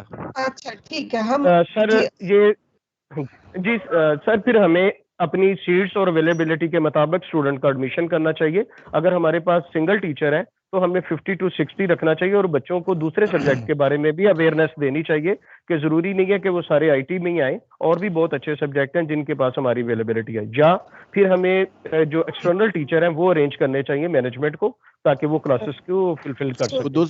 कुदूस भाई मैं एक गुजारिश करना चाहता हूँ इस मामले में। ऐसा होता है कि कुछ चीजें ऐसी हैं जो हमारे बस में ही नहीं है, उनको हम एड्रेस कर ही नहीं सकते। मैनेजमेंट के प्रॉब्लम है, एचईडी की तरफ से हमें ऑर्डर्स होते हैं, डायरेक्टर कहता है कि जी इतने एडमिशन आप करें, तो हम वहाँ पे हेल्पलेस होते हैं, हम वहाँ कर ही नहीं सकते। एक दूसरी चीज जो आप के सामने भी रखना चाहता हूँ और मैम से भी रहनुमाई दरकार है, वो ये कि हम ये सारी बातें बहरहाल डिस्कस कर रहे हैं, स्टूडेंट सेंटर्ड बातें हैं ये सारी, लेकिन कुछ चीज़ें ऐसी भी हैं जो हम में भी खामियां होती हैं। से एक स्टूडेंट आता है, देर से आया है, और हम उसे कहते हैं you can not enter into the class. अच्छा, वो हालांकि वो किसी प्रॉब्लम की वजह से लेट हुआ था, और हम उस वक्त अपने रूल्स को सामने लेके आ जाते हैं, मोहब्बत सामने बिल्कुल हम हमारे रूल्स के को मोहब्बत जो है वो डिफ्यूज नहीं कर सकती है कि बच्चे को देखें तो सही कि बच्चा क्यों आया, उसको अंदर आने दें, उसके साथ बात तो करें। वो एक ही सानेहा तो है, और वो ये कि आज तक बात नहीं सुनी गई, बात नहीं कही गई। तो ये कुछ कुछ खामियां, कुछ जो है शॉर्ट कमिंग्स मेरे ख्याल में हम में भी होती हैं। सारा का सारा स्टूडेंट्स का ही कसूर नहीं होता इस हवाले से ना, डाइवर्सिटी के हवाले से। तो यहाँ पर कहीं ना कहीं डाइवर्सिटी जो है ना, वो टीचर्स की भी डिस्कस हो जानी चाहिए। बहुत शुक्रिया। ये बात आपने बिल्कुल सही किया। डॉक्टर साहब, आपने बड़ी पॉजिटिव बात की है, और मैं इसे बड़ा सेकंड करता हूँ। देखिए, टीचर भी एक इंसान है, उसमें भी वो सारे कम्प्लेक्सेस हैं जो ह्यूमन बीइंग्स में होते हैं, उसकी भी ट्रेनिंग कोई आइडियल नहीं है। बल्कि अगर आप मुझसे एग्री करेंगे, ये हमारा शोबा अकेला शोबा है जिसमें बगैर ट्रेनिंग के हमें कॉलेज भेज दिया जाता है। पब्लिक सर्विस मिशन से सिलेक्शन हमारी होती है और हम एक बड़े इंस्टीट्यूशन में पढ़ाने के लिए चले जाते हैं। मेरी 20-22 साल की पूरी नौकरी में मैं पहली वर्कशॉप ले रहा हूँ जिससे मैं बहुत ज्यादा लर्न कर रहा हूँ, और मैं समझता हूँ कि इस तरह की वर्कशॉप सर मुसलसल होनी चाहिए। और जो आप फरमा रहे हैं, ये सारी प्रॉब्लम्स हमें एज ए टीचर जरूर समझनी चाहिए। मैंने बहुत सारे बच्चों को देखा, जी आप एब्सेंट क्यों है, तो उन्होंने कहा जी कि मेरे ये काम था, मुझे वो काम था। लेकिन जब हमने उनको डायग्नोज किया, उनके साथ प्राइवेसी में डिस्कशन की, तो उन्होंने बताया कि हमारे पास तो किराया ही नहीं था कि हम कॉलेज आ सकते, और कॉलेज ने उन्हें एक्सपेल कर दिया है। तो सर, ऐसे स्टूडेंट्स को, टीचर को जो एडमिनिस्ट्रेटर नहीं होना चाहिए, बल्कि एक गाइडलाइन के लिए, एक सोशल वर्कर के तौर पर, एक वालिद के तौर पर, बल्कि उस्ताद ज्यादा बड़ा वालिद है क्योंकि वो स्पिरिचुअली होता है। तो इन सारी प्रॉब्लम्स को समझ के बच्चों की प्रॉब्लम हल करने चाहिए, और आप देखें यही बच्चे फिर वो रिजल्ट देंगे कि जो शायद वो रेगुलर बच्चे आने वालों को भी सरप्राइज कर देंगे। तो एक्सीलेंट पॉइंट्स रेज, बिल्कुल सही है। एक सेकंड, अब हम थोड़ा जरा आगे चलते हैं यहाँ पे, और अब फिर आप मुझे रोको, बिल्कुल बेशक उसमें आप अपना वो पॉइंट ऑफ व्यू दिया था दें, बिल्कुल सही है। जो वेरी इंपॉर्टेंट पॉइंट्स और जो डिस्कस हुए, तो इसमें एक लार्ज क्लासरूम्स का हुआ है और एक यही हुआ है कि किस तरह हमें बच्चों को समझना चाहिए कि उसकी वजह क्या है, जिसकी वजह से वो लेट आ रहा है या क्या है। ठीक है, जो क्लासरूम मैनेजमेंट है उसकी कुछ रिमेंबर, ये कोई एक छोटी मोटी चीज़ नहीं है। कई दफ़ा हम लोग अपना जैसे we prepare a lecture and we think कि जी मुझे अपना उस पर अबूर है, अगर तो सब कुछ सही है। जो हम क्लास में बच्चों को सिखा रहे हैं वो एक हिडन करिकुलम, एक हिडन वैल्यूज़ भी हम अपने बच्चों को दे रहे हैं, and we are telling them what is legitimate, what behaviours are legitimate, कौन सी चीज़ सही है। जो क्लास में जो टीचर कहता है, आपने देखा होगा छोटे बच्चे कहते हैं, छोटा बच्चा स्कूल जाना शुरू कहता है तो कहता है अम्मी अब्बू को कहेगा आपको नहीं पता मेरी टीचर ने ये कहा है, आपको नहीं पता मेरी टीचर ने ये कहा है। तो जो स्कूल्स में हम लोग जो भी चीज़ कहते हैं उसकी कभी पावर को देना, मतलब आई मीन समझने की ज़रूरत है कि हम लिटरली इंस्टीट्यूशन की बैकिंग लेके हम किसी चीज़ को लेजिटिमाइज करते हैं कि ये एक सही तरीका है, this is how it is to be done. जिस तरह से आप अलाउ करते हैं कि पीयर टू पीयर वो जो बच्चे हैं वो एक दूसरे से कैसे बिहेव करते हैं या एक्सेप्ट करते हैं, तो हम समझें वही बिहेवियर सिखा रहे हैं जो वो बाहर जाके सोसाइटी में कर रहे हैं। So it's a very important part of their education how we interact with them. So और दूसरी इसलिए भी इम्पॉर्टेंट है कि ज़ाहिर है जो एक टाइम होता है जो इंस्ट्रक्शन पे होता है, और टाइम वो होता है जो टास्क पे हमने लगाया है। तो if we are constantly after the students या हम बहस मुबाहिसे में लगे हुए हैं, तो टाइम जो ऑन टास्क का जो टाइम है वो बच्चों के ऊपर काम करने का वो कम हो जाता है। सो it's a very important aspect of teaching. हालांकि लगता है कि जैसे कोई बड़ा मार्का नहीं है, लेकिन काफ़ी बड़ी you know, it's really important to engage with students. हम डाइवर्सिटी की बात करते हैं, मैं डाइवर्सिटी की थोड़ी सी बात करके बेसिक क्लासरूम स्ट्रेटजीज पे आऊँगी और फिर 3 चीज़ें डिस्कस करूँगी जो डाइवर्सिटी से रिलेटेड है। सो आपने जो पहले बात की थी एक और मुझे अब नाम नहीं याद आ रहा यहाँ पे किन्होंने की थी, वो टॉक्ड अबाउट एबिलिटी, कुछ बच्चों को आता है और कुछ बच्चों को नहीं आता। और फिर एक बात हुई थी लार्ज क्लासरूम्स की। So suggestion is, लेकिन you can agree, disagree, you can give your own suggestions, आपकी कोई चीज़ काम की वो ज़रूर बताएं। Ideally groups जो है, group work जो है वो बहुत ज़्यादा काम करता है।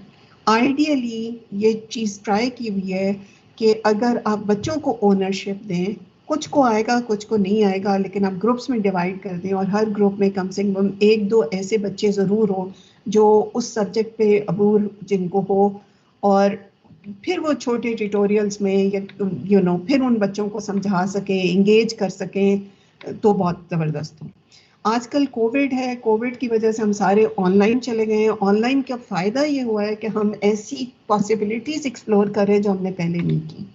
अब कुछ बच्चे ऐसे भी होंगे जिनके पास मोबाइल नहीं है और कुछ बच्चे यानी बहुत ही गरीब घरानों से आ रहे हैं, उनको मैं वो नहीं इनकार कर रही, डिसमिस नहीं कर रही कि उनके लिए और कोई हमें स्ट्रेटजी डेफिनेटली देखनी पड़ती है या देखनी चाहिए।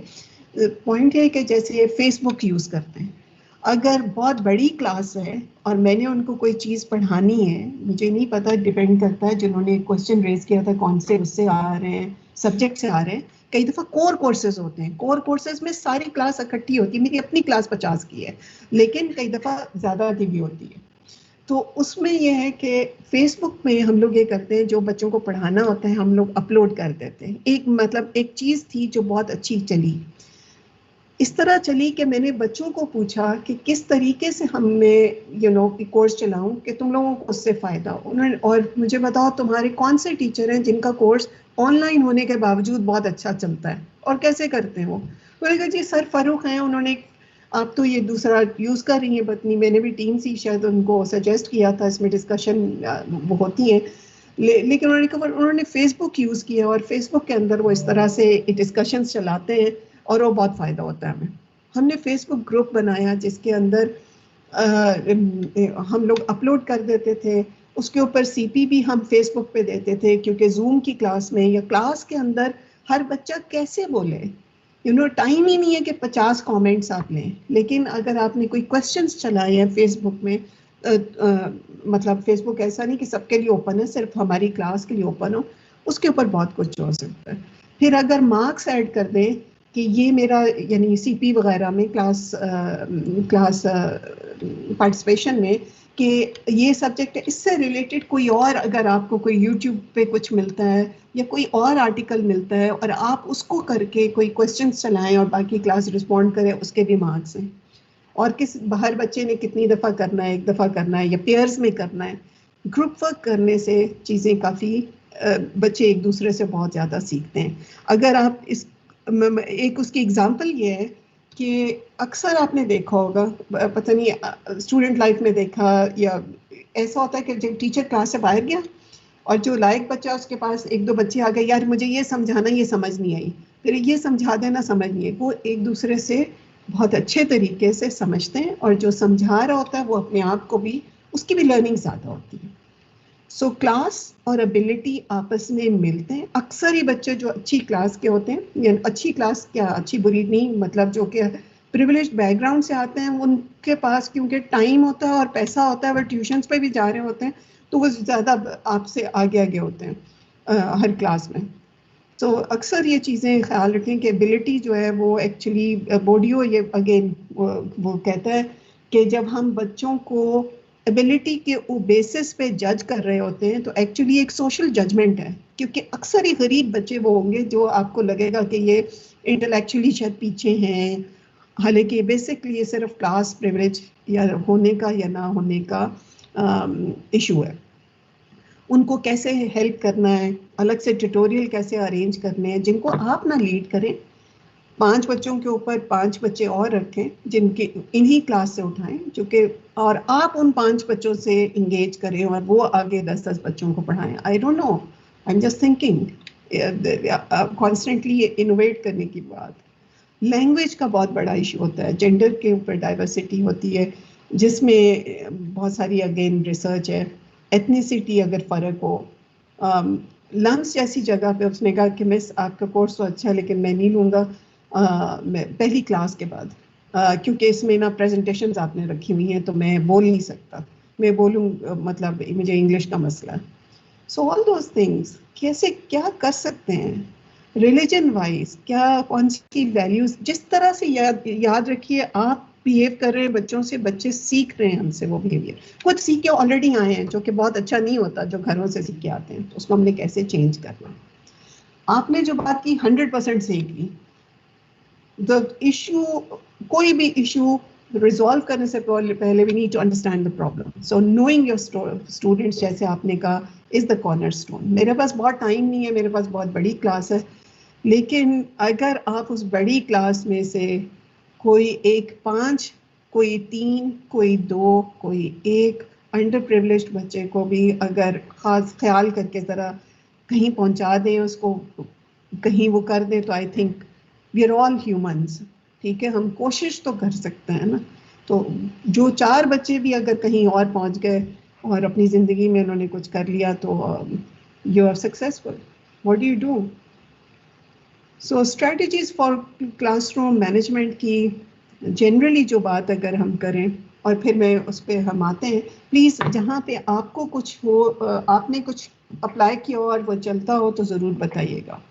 सबसे पहले ऑलवेज मेंटेन कंसिस्टेंसी। बात हो रही थी व्हेन क्वेश्चन है इफ बच्चा अगर 5 मिनट लेट आता है तो आप क्लास में आने देते हैं कि नहीं, बच्चा 10 मिनट लेट आता है तो आने देते हैं कि नहीं, या 15 मिनट या 20 मिनट आधी क्लास गुजर गई कि नहीं। Have some ground rules before, so और उसमें हमेशा कंसिस्टेंट रहें unless and until there is an issue. उसकी वजह यह है कि वंस बच्चों को ये ख्याल आ जाए कि आप फेवरेटिज्म कर रहे हैं तो फिर एक क्लासरूम मैनेजमेंट में हमेशा इशू होगा, क्योंकि फिर बच्चे बहस शुरू कर देंगे कि नहीं आपने उसको आने दिया था। वो एक 10 मिनट यही कहानी रहती है क्लास में आना है कि नहीं आना। So decide whatever it is, decide जो टोटली अंडरस्टैंड किसी वजह से वो लेट होगा या नहीं होगा, बिल्कुल सही है, लेकिन एटलीस्ट यू नो जो भी है, I mean you need to sort of like इतने सारे बच्चों में आप एक बच्चे को आने दें और 2 बच्चों को ना आने दें और फिर तीसरे दिन फिर किसी को आने दें, तो what do they make of your rules? You can always address these issues later on, लेकिन इन चीज़ों को जहन में रखते हुए रूल्स बना लें, ठीक है, कि बच्चे इस तरह से आते हैं, ये भी वजह हो सकती है, तो ठीक है आप अपना रूल शुरू से ऐसे बनाएं। सो send A clear message. Any comment please मुझे बताइएगा और वहीं पे हम थोड़ा सा करेंगे, छोटे छोटे रूल्स हैं। Second is class environment. आपने एक बात की थी शुरू में, एंजाइटी, कुदूस साहब ने कहा था एंजाइटी और डिप्रेशन कैसे ख़त्म करना है। सो आपने एक और भी बात की थी कि बच्चा अगर नहीं आया तो उसकी ये वजह थी, आपने बताया था कुदूस साहब।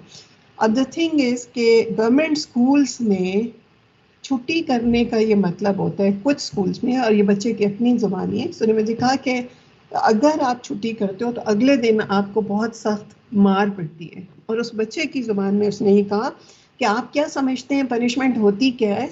आपको 2 बच्चे आप बाजू अपने आप फैलाते हैं और 2 बच्चे आपको डेस्क पे पकड़ के रखते हैं और पीछे से वो जो है टीचर जो है वो केनिंग करता है।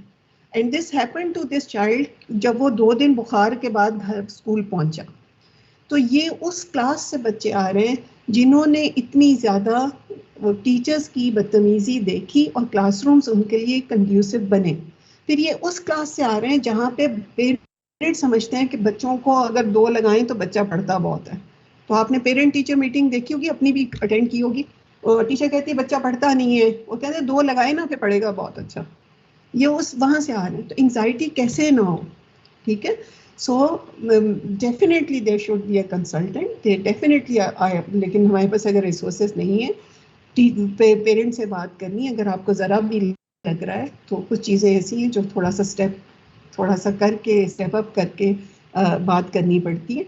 लेकिन ये we need to sort of dismantle those structures. So classroom में अगर एंजाइटी हो, रिडिक्यूल ना हो, बच्चे हंसे ना, ये बहुत इंपॉर्टेंट है.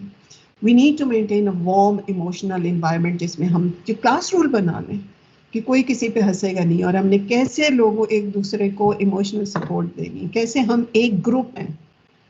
And then we need to check this cycle. एक चल पड़ता है जिसमें कुछ बच्चे होते हैं जो हमेशा ही टीचर से डांट खाते रहते, डांट खाते रहे, डांट. सो इस जितना आप उसको कर रहे हैं, पुट डाउन कर रहे हैं, आप यकीन जाने स्पेशली अगर लड़के हैं, क्योंकि it's also has to do with gender, उतना ही वो आपको पुट डाउन कर रहा है. आप अपने टीचर्स याद करें, कौन से बेहतरीन टीचर्स थे. वो टीचर्स बहुत बेहतरीन थे जिन्होंने आपको यहाँ तक पहुँचाया, या उनकी वजह से आपने साइकोलॉजी ली या इकोनॉमिक्स लिया या मैथमेटिक्स लिया, जिन्होंने आपकी बहुत बेइज्जती की सबके सामने, या उसकी वजह से उठाया जिसने आपको हमेशा कहा कि सपोर्ट किया कि नहीं तुम बहुत अच्छे हो, गलती हो भी गई तो क्या हुआ. So keep in mind that, क्योंकि जब बच्चा इंटरेस्ट नहीं लेगा क्लास में तो हमेशा डिसरप्ट करेगा, या वो दूसरे को छेड़ेगा. क्या करे वो, आपने कहा उसको बैठे भी 3 घंटे बैठना है, 3 घंटे की भी क्लास होती है, 75 मिनट की भी होती है. How do you do it? So ये curtail this dance of anger in front of wo, and try to sort of like always use a positive body language. थोड़ा सा पीछे हट के try to avoid कि बच्चों के सामने तमाशा ना हो. कोई बदतमीजी भी करता है तो बाद में बेशक उसे आराम से बात करके try to understand why it happened. शुरू से पहली क्लास से पहले, और वो हर क्लास में हमें तो कहते थे कि वो ग्राउंड रूल्स जो हैं दोबारा से निगोशिएट करें, याद कराएं कि ये रिमेंबर ये ग्राउंड रूल था हमारा, कि एक बोल रहा होगा तो दूसरा नहीं बोलेगा. बच्चों के साथ मिल के बनाएं, सिर्फ अपना इम्पोज नहीं, बल्कि give them this thing that might help. Consistency की हमने बात की, बच्चों को पता हो इस क्लास में क्या है ना. कई दफ़ा बच्चे स्कूल की बेल सुनते हैं तो उनके पेट में दर्द शुरू हो जाती है एंग्जाइटी से. ये वही बच्चे हैं जो हमारे पास यहाँ आ रहे हैं. सो एक प्राइवेट स्कूल में एक मैट्रिक का बच्चा, मैंने ऑब्जर्वेशन भी कर रहे थे, अभी मैंने क्लासरूम हालांकि एंटर नहीं किया था, there was this teacher who was teaching, male teacher था, और वो एक बच्चे को क्लास के पीछे से कान पकड़ के लाया और उसे थप्पड़ मार मार मार मार के, ये प्राइवेट स्कूल है हाई फी, और सामने ले आए. I went into the classroom staff room में, और जो उनकी हेड थी, क्योंकि मैं स्कूल में पढ़ा चुकी थी, मैंने कहा आपने देखा है, आपको पता है वो क्या कर रहे हैं उसमें? उन्होंने कहा तैयबा ये जो मैट्रिक करते हैं ना बच्चे, वो ये ऐसे ही पढ़ते हैं.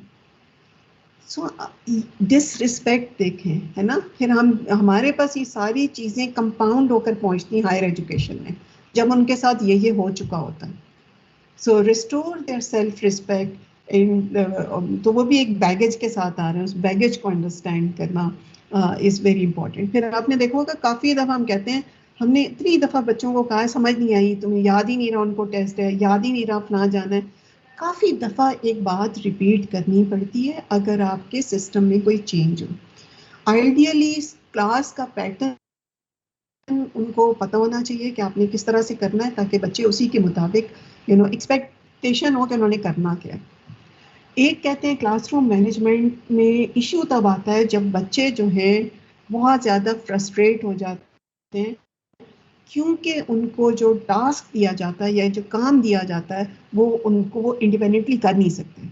सो मुख्तलिफ़ किस्म के काम आप उनको ग्रुप वर्क दें, कई होते हैं बिल्कुल इंडिपेंडेंटली कर सकेंगे तो वो आसानी से कर लेंगे अपने उसमें, they will have this sense of self efficacy.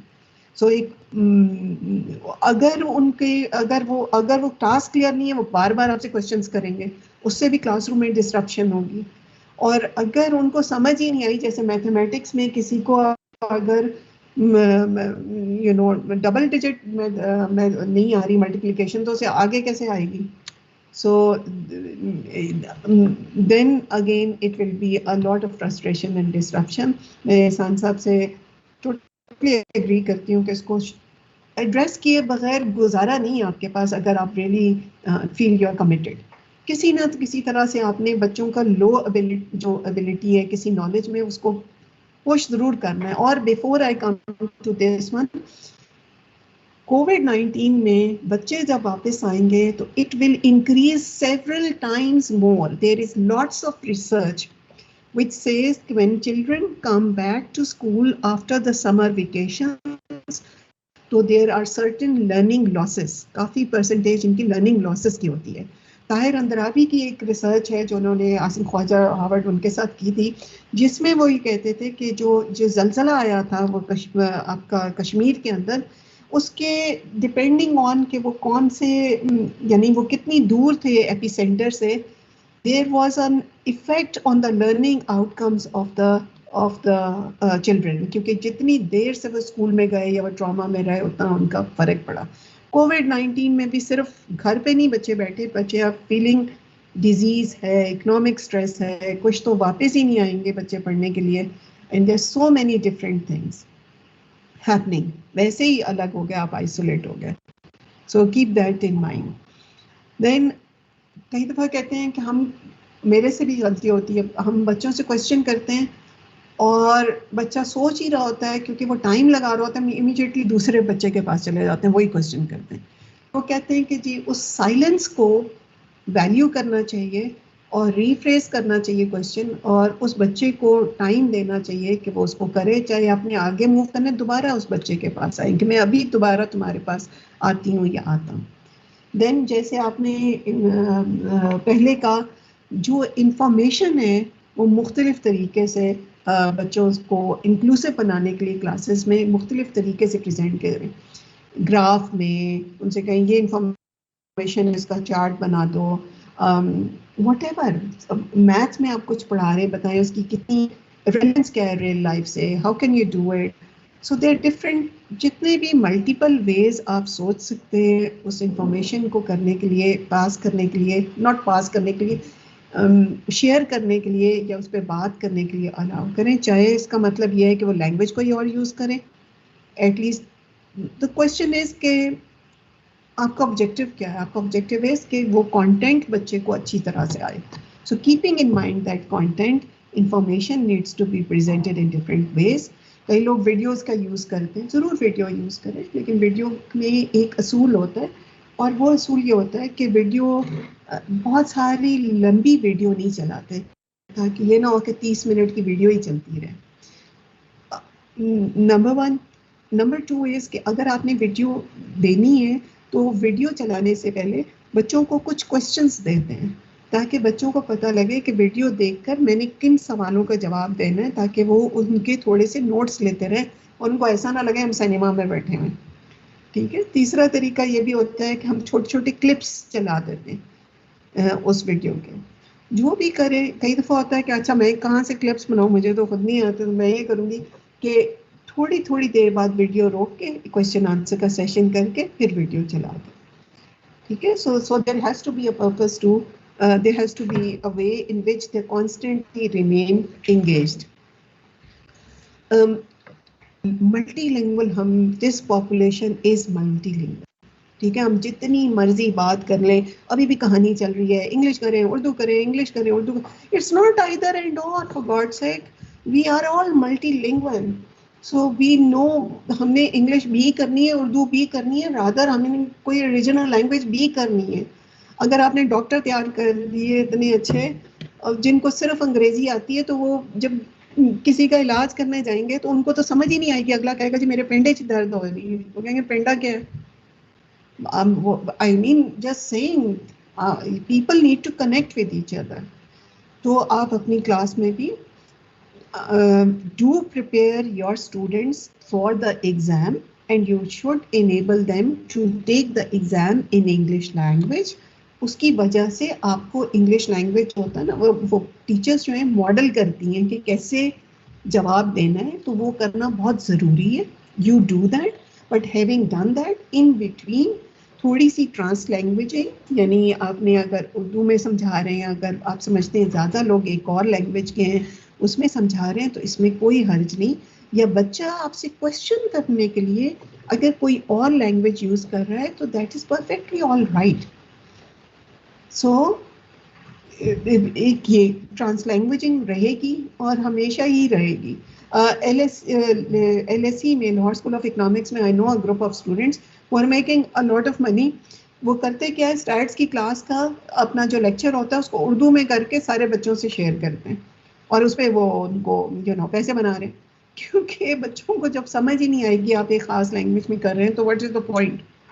Then know your biases, बहुत ख्याल से जब आप फीडबैक दे रहे हैं वो कर रहे हैं। और फिर एक क्वेश्चन आ जाता है, अच्छा जी अंग्रेजी अच्छी नहीं है, कंटेंट चेक कर रहे हैं कि आप अंग्रेजी चेक कर रहे हैं। So one has to be very careful how one gives feedback. ठीक है जी। ये चीज़ बहुत ज़्यादा काम की, शेयरिंग ऑफ ऑब्जेक्टिव्स बहुत काम किया। कि किस तरीके, जो कई दफ़ा एक क्लास जैसे लड़कों की class I remember O level की, उसमें यानी very close to you know the age when they go into this A level, फिर कॉलेजेस में बच्चे आते हैं, तो एक दफ़ा उनसे जब अगर हम ऑब्जेक्टिव शेयर कर लें कि मैंने आज क्लास में ये करना है, तो कई दफ़ा क्लास आपको हेल्प करती है वो ऑब्जेक्टिव्स अचीव करने में। कई दफ़ा कहते हैं अच्छा ये जी ये टॉपिक है और इसको ये ग्रुप प्रेजेंट तैयार करके लाएगा और ये प्रेजेंट करेगा और मैं इसको ज़्यादा एक्सप्लेन करूँगा, वो ओनरशिप आ गई, मैंने ये करना है। उससे भी काफ़ी जो है कई दफ़ा फ़र्क पड़ जाता। तो जितना एक्टिविटीज़ रखेंगे, जितना टास्क बेस्ड रखेंगे, उतनी ज़रा आसानी होगी। आई टोटली अंडरस्टैंड कुछ सब्जेक्ट्स ऐसे हैं जिसमें ये करना मुश्किल होगा, कुछ सब्जेक्ट्स ऐसे हैं जिसमें ये करना आसान होगा, but I am sure there are ways to go about it. हमारा टाइम 1:30 तक है, 1:15 तक है। Can you remind me please? 1:15 तक। 1:15 का, ठीक है। दूसरे मैडम जमा 1 बजे रहने दें। आज फ्राइडे, आज फ्राइडे 1 बजे, अभी 1 बजे तक ही रहने दें मैडम।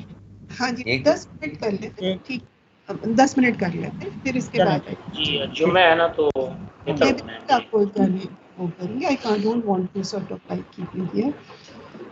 पॉइंट एजुकेशन में ये होता है कि बच्चों का एक चीज़ होती है, लूकस ऑफ कंट्रोल जो है वो बढ़ाया जाए, ताकि वो सिर्फ मेरे कहने पे काम उससे अपने बिहेवियर को रेगुलेट करें। उसका तरीका ये भी होता है कि स्टूडेंट्स की जिस तरीके से वो you know whatever they are doing, जैसे अब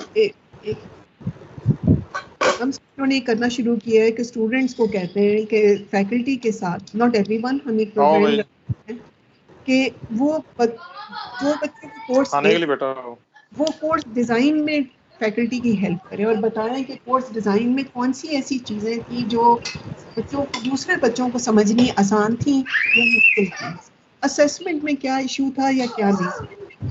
तो ये एंड ऑफ द क्लास नहीं हो रहा, ये यू नो या तो कोर्स डिलीवर करने से पहले हो रहा है, तो बच्चे खुद बताते हैं। आप एक छोटा सा ग्रुप, मेरे कोर्स में क्या और मैं बच्चों की कैसे हेल्प कर सकता हूँ।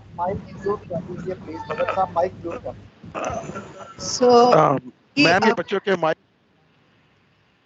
अब हो गया। और ये जो आपने बात की थी एहसान साहब और अल्लाह साहब ने भी की थी, मेंटेन रिलेशनशिप्स ऑफ ट्रस्ट, इससे ज़्यादा ज़रूरी और कोई बात नहीं है। बच्चे जब आप पे ट्रस्ट करेंगे तो आपकी बात सुनेंगे, जब वो आप पे ट्रस्ट नहीं करेंगे, दो तरीके से ट्रस्ट, एक ट्रस्ट करेंगे they you are interested in their wellbeing और they are safe with you in terms of मेरी बेइज्जती नहीं करेगा, मुझे समझाएगा और समझाएंगे। दूसरा ये है ट्रस्ट इस सेंस में कि वो with them in terms of जो आपको आता है, जो नहीं आता वो नहीं आता। एट टाइम्स ये वनरेबिलिटी भी बच्चे को दिखाना, नहीं मुझे ये तो नहीं पता कि इसका क्या है, लेकिन हम मिल के ढूंढ लेते हैं, वो चीज़ भी बहुत इम्पॉर्टेंट होती है और नहीं होती। और बड़े आराम से प्रोफेसर्स ऐसा नहीं करते, बड़ी उसमें बॉडी लैंग्वेज का ख्याल रखें, बहुत इंपॉर्टेंट होती है। The moment you stop having an eye contact with students, वो इशू होता है। तभी जूम ने भी, मैंने भी कैमरा अभी बंद किया हुआ है किसी एक वजह से, नहीं तो जूम में जब मैंने फीडबैक लिया तो उन्होंने कहा जब इंस्ट्रक्टर की शक्ल नज़र आती है तो लर्निंग ज़्यादा आसान होता है। Eye contact face to face में जब टूटता है तो इशू होता है। लेकिन प्लीज़ रिमेंबर, हम लोग कई दफ़ा ये करते हैं, आपने देखा होगा कुछ प्रोफेसर्स अगर सीधा देखते हैं तो हमेशा सिर्फ वो मिडल वालों को देखते हैं। आप हाथ खड़ा करें, साइड पे बैठे हो, जो मर्जी करें, उसको नज़र ही नहीं आता। So carefully divide your attention in terms of who you see, right पे, मिडल में, लेफ्ट पे, आगे, पीछे डेलिबरेटली अपने आप को फोर्स करें कि आप सेक्शंस में डिवाइड करें और बच्चों को इस तरह से देखें। ब्लैक बोर्ड पे या किसी वाइट बोर्ड पे लिख रहे हैं, थोड़ा सा टेढ़ा होकर लिखें ताकि आपका आई कांटेक्ट बच्चों से ना ख़त्म हो। कई प्रोफेसर्स हैं बहुत ज़्यादा मूव करते हैं, उसमें भी इशू होता है, फिर you know it's difficult for students to focus. कुछ बिल्कुल ही सीधा खड़े होके करते हैं, उसमें भी कई दफ़ा बोर्डम की फीलिंग बहुत आती है। So there should be some movement. बच्चा अगर कोई शोर कर रहा है उसको आवाज़ देने की ज़रूरत नहीं, उसके बस करीब जाके खड़े हो जाए तभी और मतलब आप लेक्चर जारी रखें तभी वो बच्चा वो छोड़ देगा। मोबाइल से खेल रहा है, हल्की सी उसको आवाज़ दे के वो पूछे अच्छा मैं किस चीज़ की बात कर रहा था, वो नहीं कर सकता, रुक जाए, जाने दें, you made your point and then move on to someone else who can answer that question, और वो लेकिन वो मसला आपका हल हो जाएगा। स्लाइड से कभी ना पढ़ें प्लीज़। ये बहुत सारी, और स्लाइड्स पे बहुत कम मटेरियल हो, स्लाइड से पढ़ें नहीं, क्योंकि स्लाइड से पढ़ने से होता है कि रिटन डिस्कोर्स में और ओरल डिस्कोर्स में यानी लैंग्वेज में फ़र्क होता है। जब वो हम लिखी हुई चीज़ पढ़ते हैं तो वो समझनी ज़्यादा मुश्किल होती है। और flexibility, think with two heads. Two heads क्या है? एक हेड वो है जो मैं लेक्चर दे रही हूँ उसको सोच रही हूँ, सेकंड हेड ये है कि मेरे जहन में ये है कि आपने मुझे कहा है 5 मिनट में लेक्चर ख़त्म करें क्योंकि ये वो आ रहा है, so I don't want to push it too much. Also students की बॉडी लैंग्वेज क्या है, फ्लेक्सिबिलिटी, मैं इसको जल्दी ख़त्म कर सकती हूँ, नहीं कर सकती हूँ। So I can share the presentation with you. Punishments को या फिर जो भी क्रिटिसिज्म हम कहते हैं उसको कहते हैं कम से कम करना चाहिए, क्योंकि वो सिर्फ ये बताता है कि ये नहीं करना चाहिए, वो ये नहीं बताता क्या करना चाहिए। So good behaviour has to be encouraged.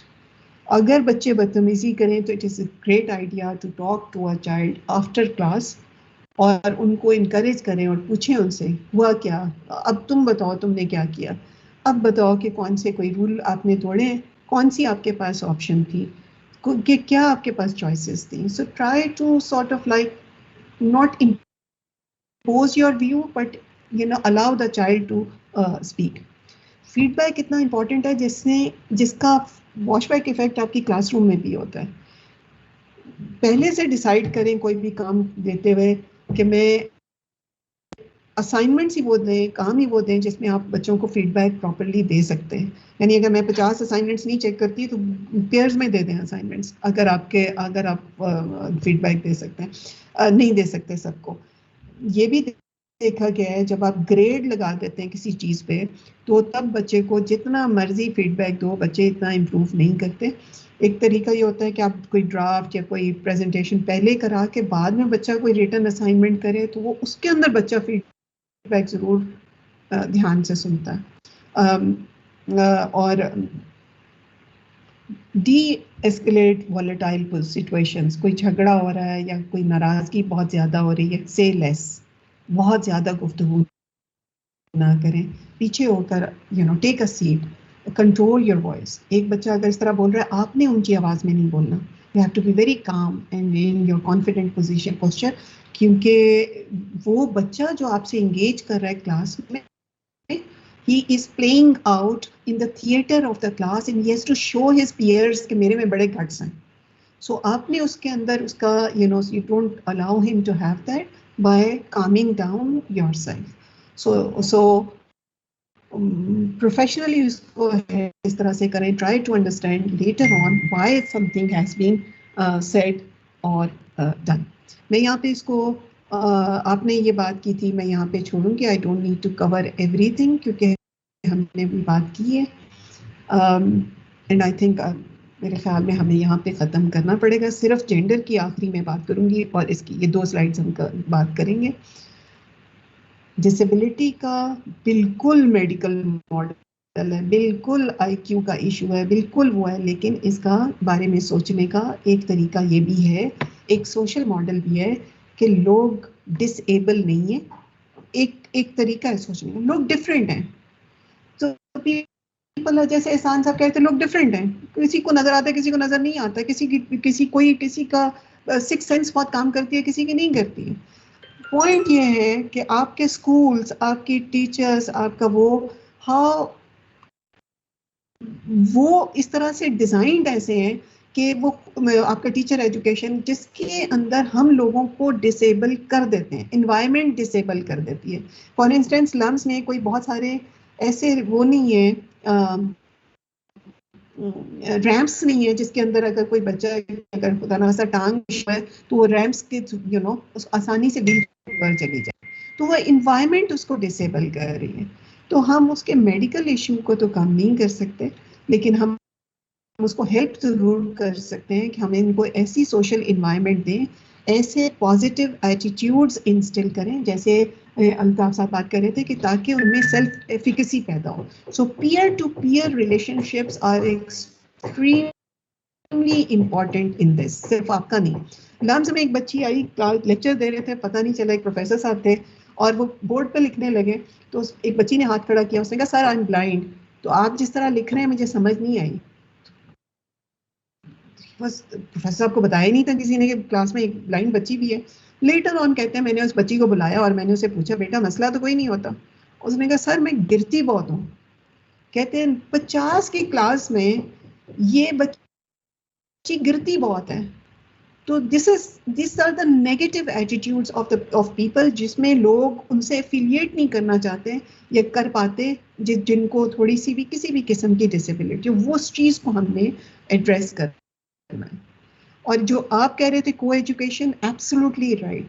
जो साइंस की क्लासेस में जहाँ लड़के ज़्यादा होते हैं वहाँ पे लड़कियों के लिए बात करनी बहुत मुश्किल होती है और लड़कियाँ बहुत कम साइंसेस इसी वजह से लेती हैं, क्योंकि वैसे भी सुना इनको डिस्करेज बहुत किया जाता है। There is lots of research, STEM based research, जिसमें कहते हैं लड़कियाँ शुरू से स्कूल्स में वो उनको डिस्करेज करते हैं प्रोफेसर्स और दूसरे लड़के कि वो साइंसेस या मैथमेटिक्स में अच्छा परफॉर्म नहीं कर सकती हैं।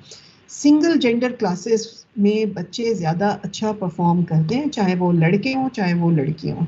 ये again this is research which says that please remember gender एक परफॉर्मेंस है, यानी एक तो हमारा बायोलॉजिकली वो है ना, दूसरा हम उसको परफॉर्म करते हैं, कपड़े उस तरह के पहनते हैं, वो इस तरह करते हैं। तो कई दफ़ा लड़के लड़कियाँ जब इकट्ठे हों तो उनकी identities are more at risk, तो इसकी वजह से हमें इशू आता है।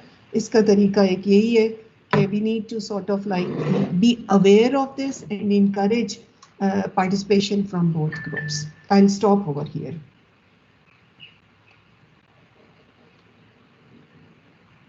Thank you very much.